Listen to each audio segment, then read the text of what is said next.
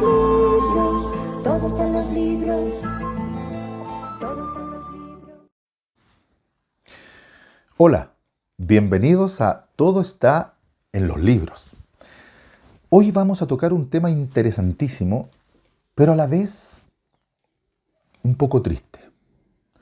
Yo no diría un poco triste, yo diría muy triste, porque ha sucedido en la historia y también en la literatura.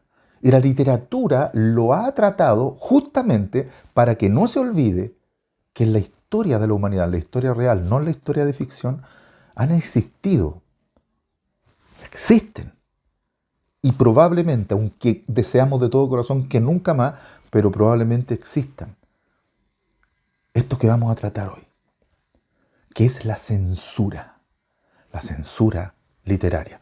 Pero ya vamos a entrar en el tema abiertamente.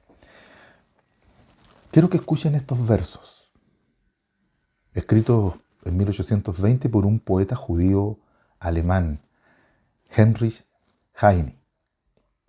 Dice: donde se queman libros, se termina por quemar personas. Este poeta judío alemán que escribe estos versos lamentablemente nunca supo que se iban a convertir en una realidad en su pueblo, con la ascensión del nefasto movimiento nazi.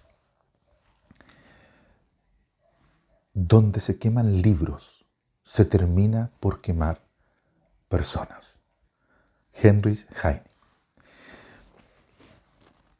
Cuando nos prohíben que leamos, cuando nos prohíben que libremente leamos lo que queramos, entonces estamos ante un peligro terrible. Cuando nos censuran la literatura, entonces estamos ante un monstruo terrible.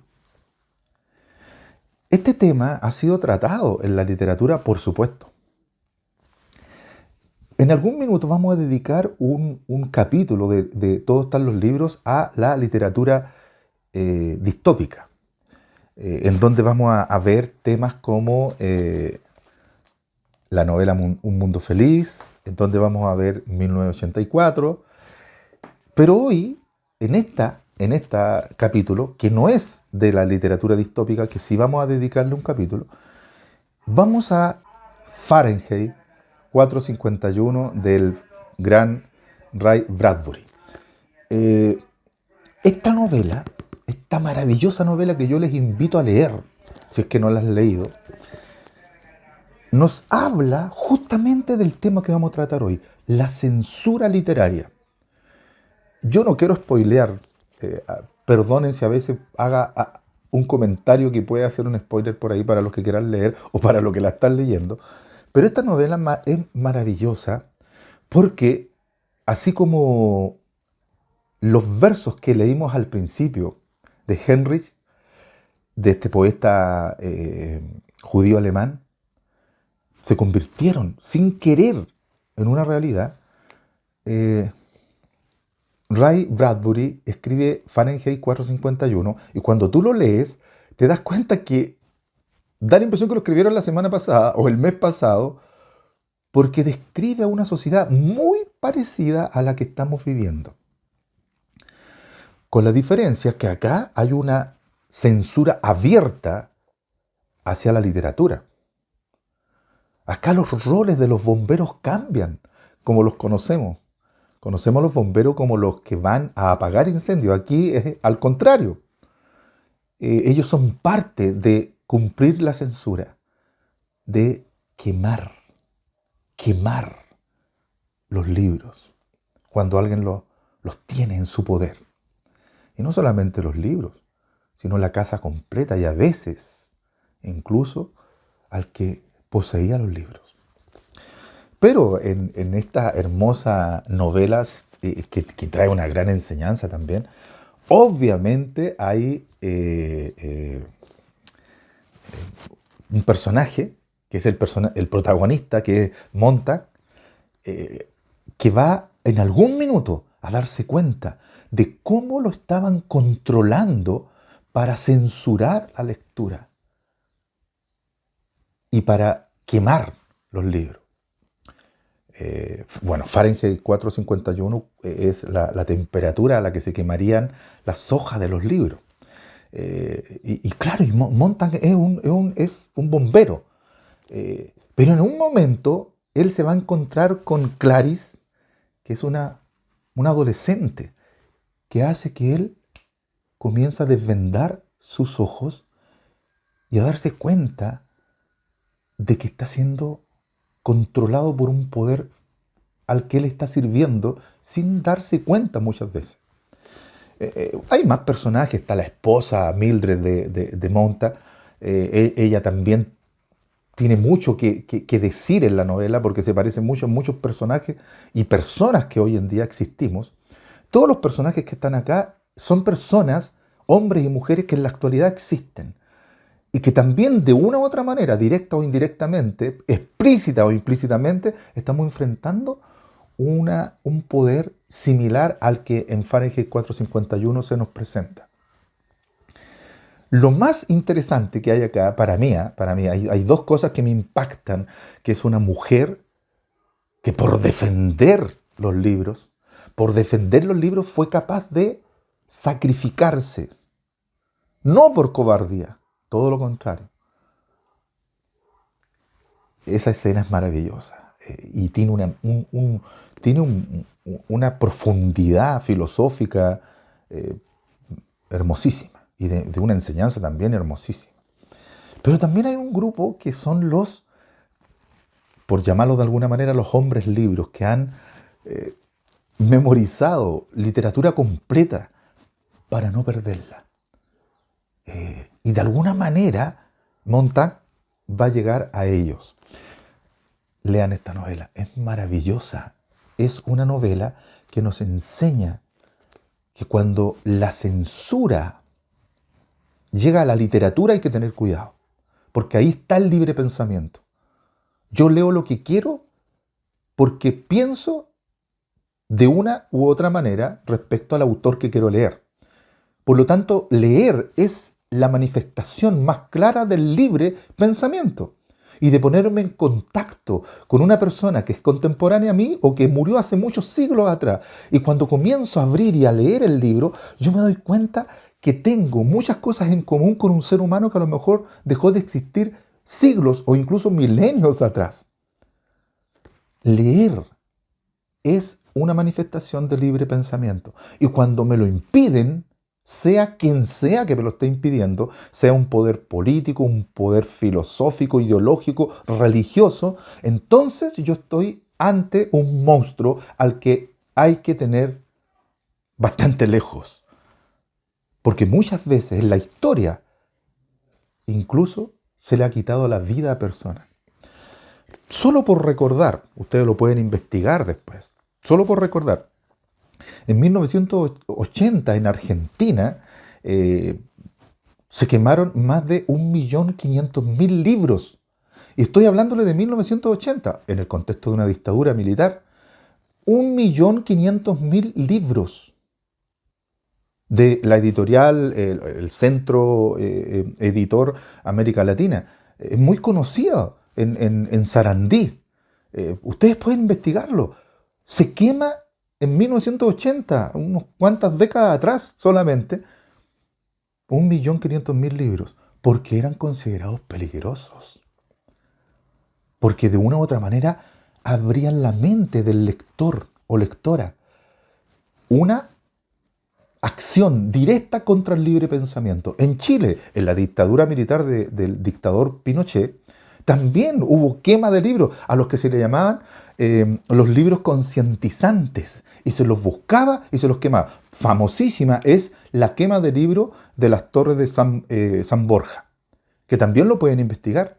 Incluso hay videos para la quema de libros en Argentina en 1980, que los pueden encontrar y ver ahí cómo están quemando, y también para cuando caían los libros de la torre de San Borja y los quemaban los militares en la calle, en donde incluso hicieron venir a la prensa como mostrando un acto casi casi moral, casi ejemplar.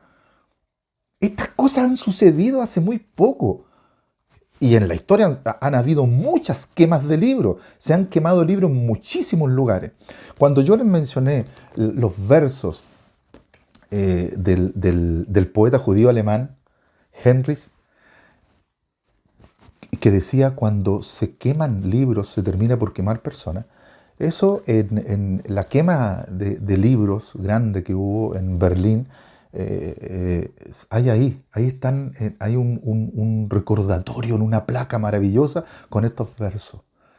Y se hizo un monumento de un artista. Hizo en el subsuelo. Tú vas caminando por ahí un lugar con un gran espacio que está entre una universidad, entre una catedral, y hay en el suelo se hizo subterráneamente una galería con un diámetro de unos 2 o 3 metros de diámetro o más, en donde hay estanterías para libros, pero está vacía. No hay ni un libro, recordándonos que esos libros se quemaron. Los quemaron. Aproximadamente más de 20.000 libros que sacaron de una universidad, promovido todo esto por un profesor universitario y algunos alumnos. Algo terrible. Cuando la ideología recalcitrante, censuradora, que lucha contra el libre pensamiento, se impone en los hombres y mujeres, suceden cosas tan atroces como esta. Pero yo quiero llegar así como Fahrenheit 451 nos habla de esto que estamos diciendo y nos enseña mucho. Si lees en la segunda o tercera lectura de esta novela, vas a empezar a encontrar enseñanzas muy profundas que probablemente en la primera lectura no lograste captar. Pero esto que aquí se trata como ficción, aunque tiene muchos acercamientos y roces con la realidad, sucedió en algún minuto, y yo se los voy a mostrar, con un libro terrible, que es el libro que yo hoy traigo. En el 24 de marzo de 1564, el Papa Pío IV, en el Concilio de Trento,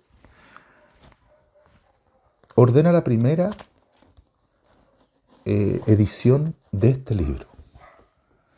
Index Librorum Prohibitorum, índice de los libros prohibidos que la Iglesia Católica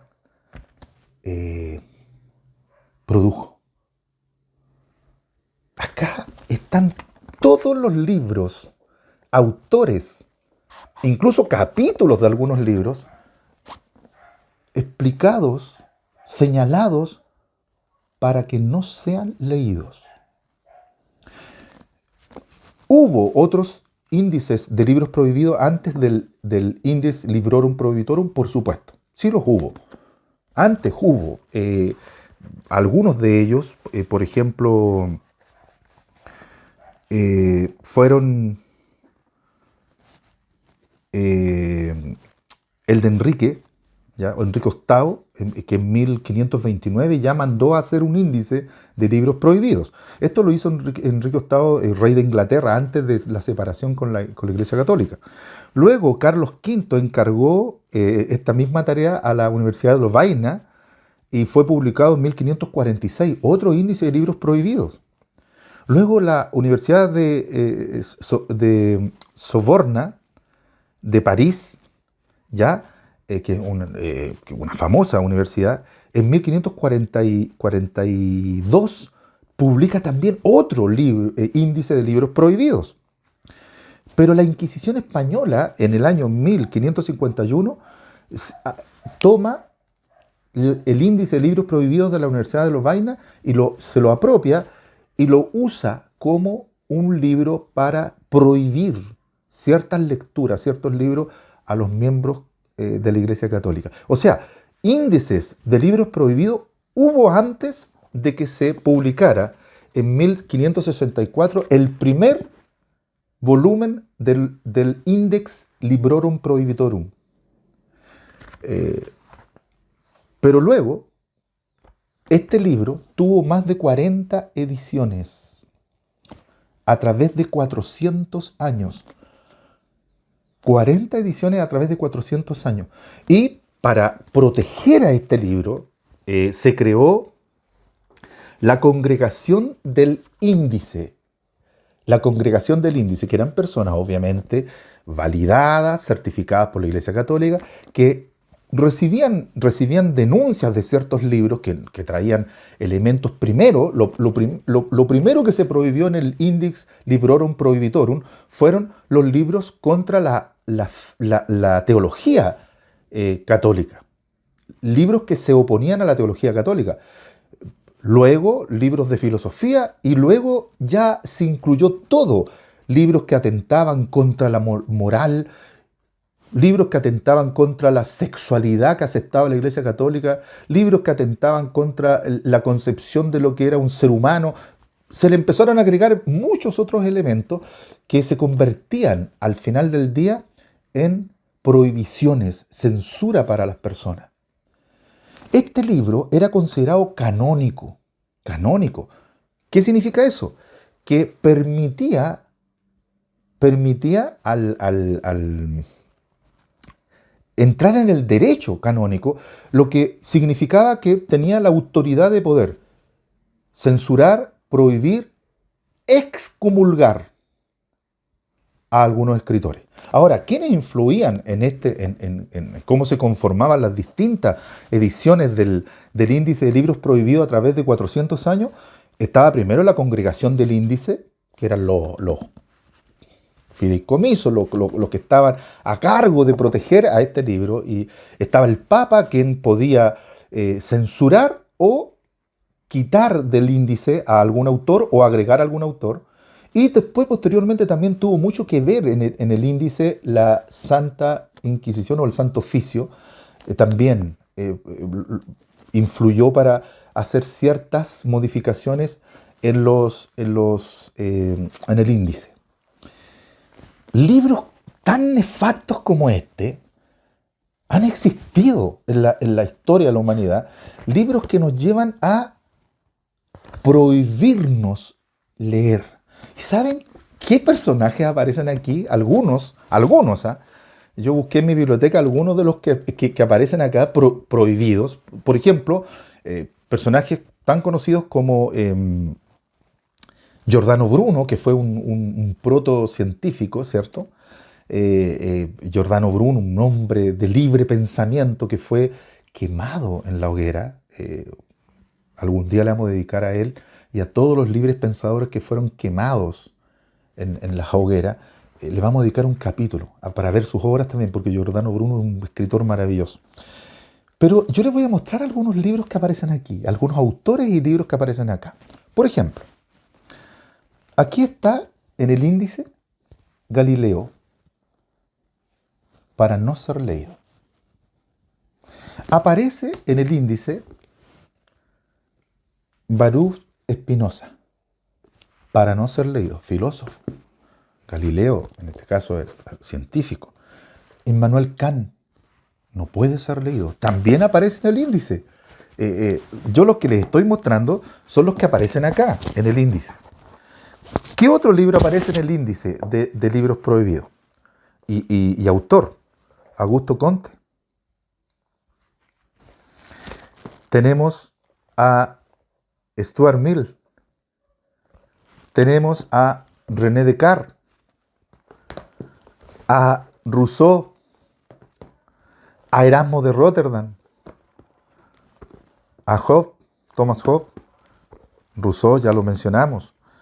Tenemos a Bacon, Kant, incluso porque ¿saben hasta cuándo duró el índice de libros prohibidos? No se lo imaginan, 1966. Repito, 1966 todavía estaba en vigencia este libro. Recién en 1966 se lo sacó como un elemento válido para el derecho canónico y ya no se lo usa más para corregir, excomulgar o sancionar desde el punto de vista eclesiástico, pero sí se lo dejó como una base orientadora para proteger la fe, ¿ya? Porque se lo mantiene, pero con ese fin. Pero en 1966 recién dejó de ser un libro considerado canónico, válido para censurar, por lo cual, como fue recién en 1966 que se dejó de validar para estos fines, nada más y nada menos que Jean-Paul Sartre, el autor de El ser y la nada, está también en el índice de libros prohibidos. Esto es terrible, porque nos estaba obligando a no leer lo que, en este caso, una entidad de poder religioso impedía leer. Ahora, muchas veces que yo he hablado de este libro, siempre se imaginan las personas que a los primeros que pusieron aquí fueron a los autores abiertamente y declaradamente ateos. ¿Ya? Pero no. Extrañamente, Nietzsche, con el Así habló Zaratustra, que es uno de los más famosos de este autor, Marx y al maravilloso Schopenhauer, el maravilloso Schopenhauer, que yo tengo sus obras. Este autor, este filósofo es uno de los más, para mí, uno de los preferidos que tengo. Ellos no están en el índice. ¿Por qué? Porque eran ateos. Entonces, como eran ateos, ipso facto, fuera. Ni siquiera pensar en ponerlo, porque eran ateos. Entonces, no, ellos ponían a los libros que podían llegar a un hogar cristiano católico, porque sabían eso, no sabían, esos autores no se declaraban ateos abiertamente. Entonces, eso sí, pero a estos que sí se declaraban ateos abiertamente, no, ni siquiera los ponían. Ipso facto quedaban fuera, inmediatamente descartados, ni siquiera de la posibilidad de ser prohibidos. Eran libros literalmente satánicos, así, abiertamente. Índice de libros prohibidos. Index Librorum Prohibitorum. No deberían existir estos libros, pero sí existen y existieron. Y ojalá no, pero van a seguir existiendo. En la actualidad todavía hay censura literaria. Todavía hay censura literaria, influida por la religión, influida por ciertas ideologías o anti-ideologías o antiposturas políticas incluso, filosóficas, pero predominantemente la religión es la que ha prohibido lecturas de libros, a los que ha tachado de libros que están contra la fe de cualquier tipo de creencia religiosa. Los libros prohibidos. No dejemos que nadie ni ningún tipo de poder nos prohíba leer, porque leer es el mayor acto de evidencia de libre pensamiento. Yo leo lo que quiero y cuando quiero, y nadie me lo puede prohibir. La censura hacia la literatura, irónicamente, también está en los libros. Porque, como siempre decimos, todo está en los libros.